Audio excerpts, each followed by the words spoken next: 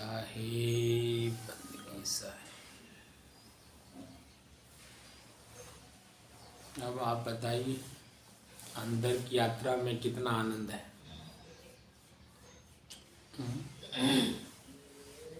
अध्यात्म क्या है? अध्यात्म ही है ना असली चीज, जिसके द्वारा हम संसार का सारा कार्य कर रहे हैं।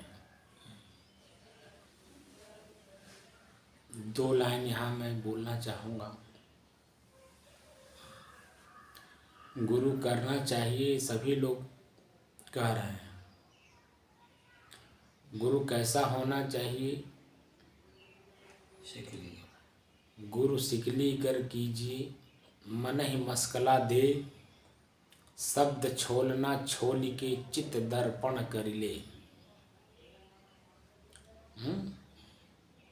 अब आप बताइए चित्त कैसा हुआ? एकदम शांत हो गया कि नहीं? दर्पण से भी परे जा कर के शांत हो गया।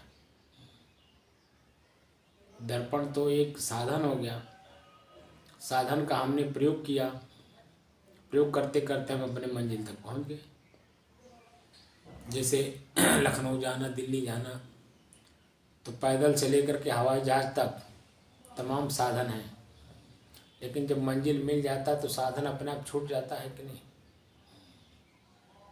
मंजिल मिल जाने के बाद साधन अपने आप छूट जाता है ना वहाँ कोई क्रिया रहती है, न इच्छा रहता है, न जाने की ललक रहती है, न मिलने की ललक रहती है, कुछ नहीं होता है। मंजिल मिल गया, सब कुछ खत्म हो गया।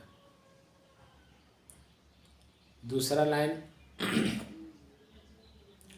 गुरु करीबो सिद्धांत यह होए यथार्थ बोध, उचित अनुचित लखाए और तुलसी मिटे विरोध। जो अंतर्द्वंद था, विरोधाभासी विचारधाराएं थी, अच्छे बुरे, हानि लाभ, सुख दुख, अब इन दोनों से परे हो गए कि नहीं?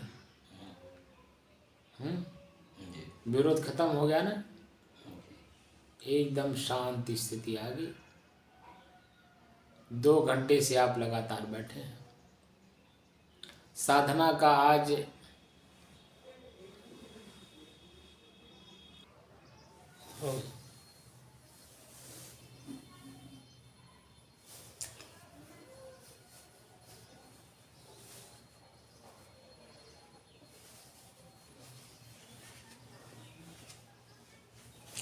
साधना करते करते 2-2 घंटे के अभ्यास से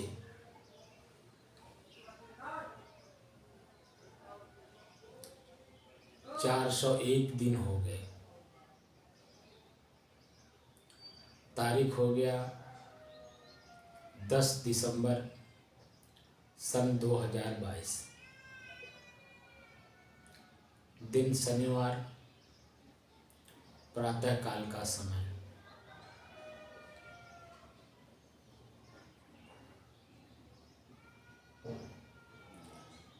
पहले की अपेक्षा पहले मन में होता था 2 घंटा कब बीते कब बीते कब बीते। आज मैं देख रहा हूँ कि 10-15 दिन से समय का पता ही नहीं चल रहा है। 2 घंटा लगातार आप बैठ चुके। 7 बजे मैं शुरू किया हूँ आपको।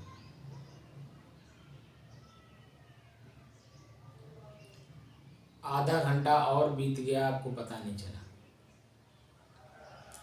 उसके बाद भी आगे भी आपको साहिब बंदगी बोलना पड़ा। यह अवस्था एकदम गुरु का जो काम था और शिष्य का जो अपना काम था, अब दोनों एक रूप में आ गए कि नहीं?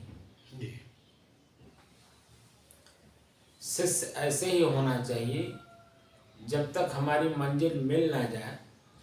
ठंडी गर्मी, बरसात, भूख प्यास, मान अपमान, कोई निंदा करता हो, कोई स्तुति करता हो, उसमें न फंस करके लगातार चलते रहने के कारण ही हमें मंजिल मिलती है। भौतिक जीवन का जो मंजिल है उसमें तो सहन करना ही पड़ता है, जो मिलने के बाद भी बिछुड़ जाता है, कष्ट देता है, पीड़ा देता है, और वो एक यादगार बन करके सिर्फ बार बार पश्चाताप में डुबोता भी है। मैं बहुत IAS IPSओं को देख रहा हूँ, बड़े बड़े मंत्रियों को देख रहा हूँ, अन्य लोगों को देख रहा हूँ, धनाढ्यों को देख रहा हूँ, यहाँ तक कि हम अपने साधुओं को भी देख रहे हैं, जो इस मंजिल तक नहीं पहुँचा, वो बीच के जो दृश्य हैं जो उन्होंने देखा, सुना, भोगा, उसी में उलझे रहते हैं। शरीर के अंतिम अवस्था में उसी को बार बार वो वर्णन करते रहते हैं, क्योंकि उससे आगे जाने का उनके पास कोई चांस नहीं है, कोई रास्ता उन्होंने ढूंढा नहीं, किसके आगे भी कुछ है। आगे मैं स्वयं को जाना नहीं, मैं और प्रकृति दोनों अलग अलग हैं। शरीर हमारा प्रकृति है, मैं स्वयं पुरुष हूँ, अपने पुरुषत्व का ज्ञान नहीं। पुरुषार्थ जो शब्द है मैं बताया भी था, पुरुष अर्थ में हमें पुरुषार्थ करना है, यानी हमें अपनी मंजिल स्वयं ढूंढना है। मैं कौन हूँ, जब तक मैं कौन हूँ ये बात हमें समझ में ना आ जाए तब तक हमें चलते रहना है, ढूंढते रहना है, जानकारी करते रहना है। और जिस दिन मैं स्वयं को जान गए, मेरे में कोई बदलाव नहीं है, कोई परिवर्तन नहीं है, जो कुछ भी परिवर्तन हो रहा है सब प्रकृति में हो रहा है, वह अपने आप में हो रहा है, मैं उसमें कुछ नहीं कर रहा हूँ। मेरे सामने जो दृश्य आ रहा है, मेरा कोई सम्मान कर रहा है, वह भी प्रकृति में हो रहा है, मेरा कोई अपमान कर रहा है, वो भी प्रकृति में हो रहा है। मेरे में कुछ हो ही नहीं रहा है, मैं तो दोनों का दृष्टा हूँ, साक्षी हूँ, देखने वाला हूँ, उपभोग करने वाला हूँ, सुख दुख का अनुभव करने वाला हूँ। और सुख दुख से परे मैं स्वयं शांत स्वरूप हूँ। अपने शांत स्वरूप में मुझे लौटना है, इसलिए जो बाहरी दृश्य है वो हमें प्रभावित नहीं कर सकते, चाहे कोई मेरा सम्मान किया हो, चाहे मेरा कोई अपमान किया हो।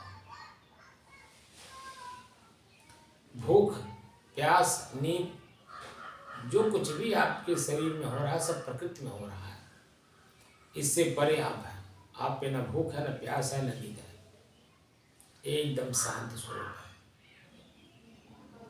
और आकाश की तरह ठोस है। स्फटिक पत्थर की तरह एकदम स्वच्छ है, निर्मल है। अपनी निर्मलता का बोध अब आप देखिए। अब इस स्थिति में बैठने के बाद उठने का नाम नहीं ले रहे हैं आप बताइए कि शरीर और मैं अलग अलग हो गए कि नहीं? जी। शरीर का ज्ञान है आपको जब जिस स्थिति में बैठे थे? अब बताइए कि बाहर कितनी भी शोर हो, अब जिस अवस्था में आप पहुंच गए, बाहर का शोर भीतर प्रवेश कर पाएगा?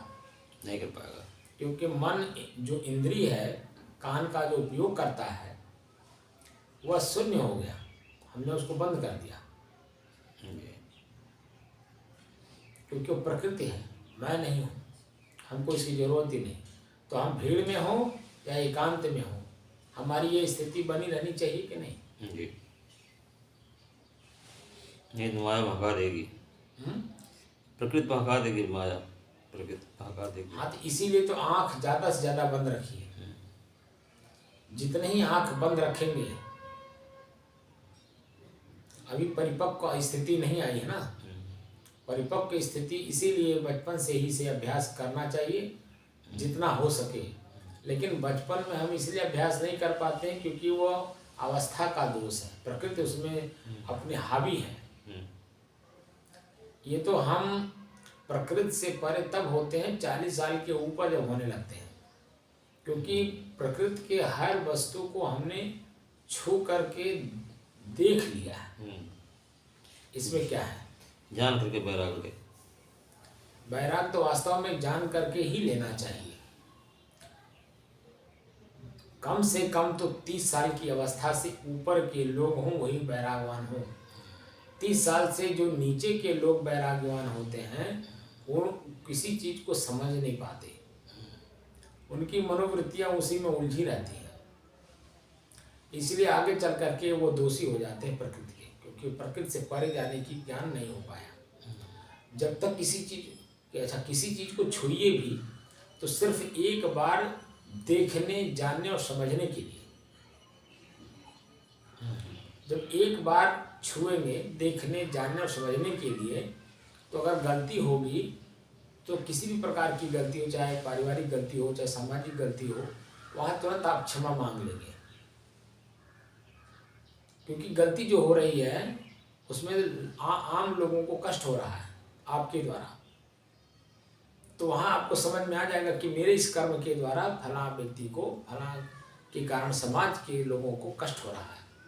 तो वहाँ उस कष्ट निवारण के लिए तुरंत अभिमान त्याग करके वहाँ आप नम्रता का प्रतीक देंगे और तुरंत क्षमा मांग लेंगे। और जैसे ही आपने क्षमा मांगा, उस विकार से, उस कष्ट से आप तो निवृत्ति होंगे ही होंगे, समाज को भी निवृत्त कर देंगे, सभी लोग निश्चिंत हो जाएंगे, शांत हो जाएंगे। लेकिन अगर आपने क्षमा नहीं मांगा तब क्या होगा? तो वही होगा जो समाज में आप वर्तमान में हो रहा है। अब वर्तमान में कोई किसी को सुनने वाला नहीं है, इसलिए 40 साल के ऊपर ही लोग अध्यात्म की ओर मुड़े, और ऐसे मुड़े कि जब तक स्वयं का बोध ना हो जाए, गुरु करें, गुरु करने के लिए कोई रुकावट हम नहीं पैदा कर रहे हैं, लेकिन यथार्थ बोध भी हो, इसका मैं पुरजोर समर्थन करता हूँ। जब तक बोध ना हो, बोध का मतलब आत्मसंतुष्टि ना हो, हमारी मंजिल हमको मिल ना जाए, इसमें इस बात का भी ख्याल रखा जाए कि कोई जाति का ना हो, कोई संप्रदाय का ना हो, किसी धर्म का ना हो, सिर्फ मुझे संतुष्ट कर सकता हो वह व्यक्ति हो।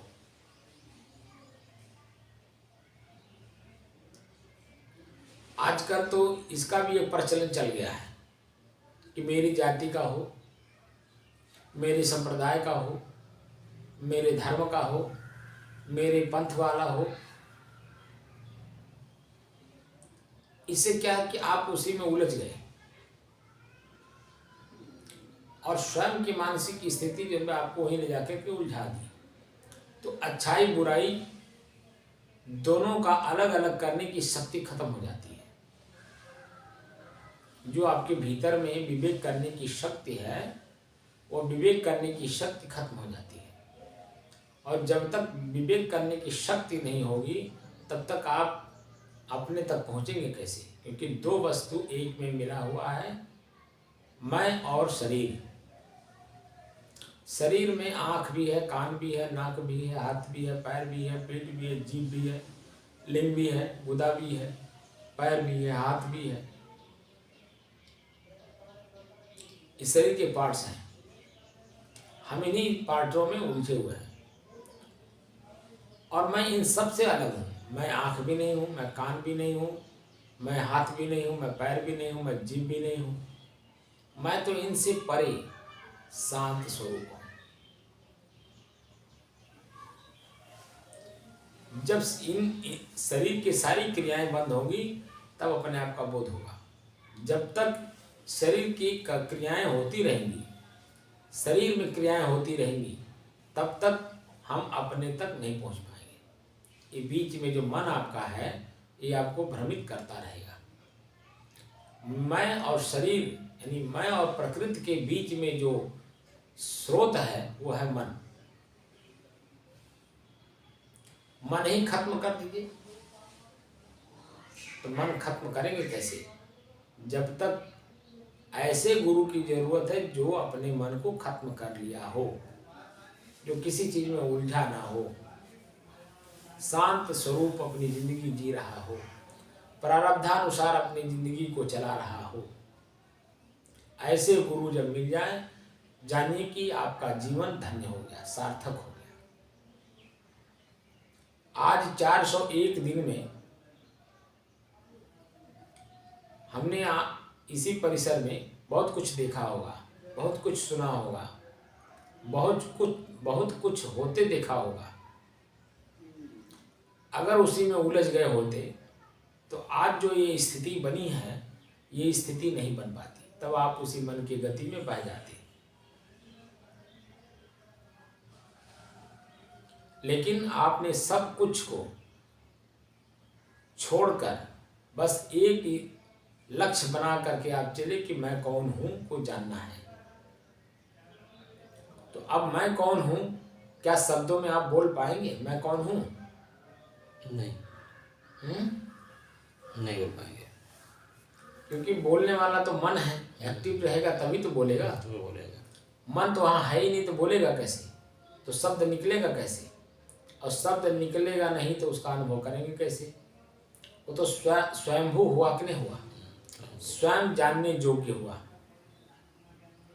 इसी स्थिति को पाने के बाद स्वसंवेद्य शब्द शास्त्रों में आता है, और इसी को सहज भाषा में सदगुरु कबीर साहब कहते हैं कि गूंगे को गुड़ खिलाइए तो क्या बोलेगा? कुछ बता पाएगा? वो तो खाली इशारा करेगा। और इशारे को समझ करके आदमी समझ जाते हैं कि ये कह रहा अच्छा है। इसी स्थिति को पाने के लिए हम लोग सत्संग करते हैं। बिन सत्संग विवेक न होई, राम कृपा बस सुनल सोई। तो विवेक कैसे होगा? सत्संग कैसे होगा?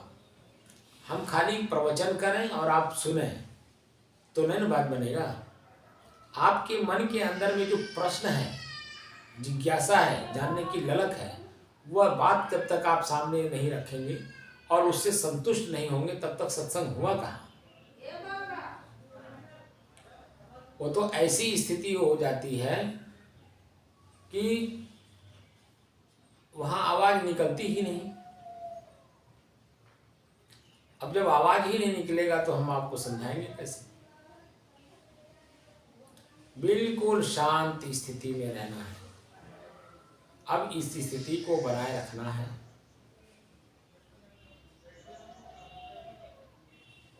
ये जो स्थिति बनी हुई है, इसी स्थिति में हम लोगों को बने रहना है। जितना ही इसको हम मजबूत करेंगे उतने ही आपके लिए आपकी इंद्रियां सहयोगी हो जाएंगी, आपका शरीर सहयोगी हो जाएगा और आप अपने आप में एकदम समा जाएगा।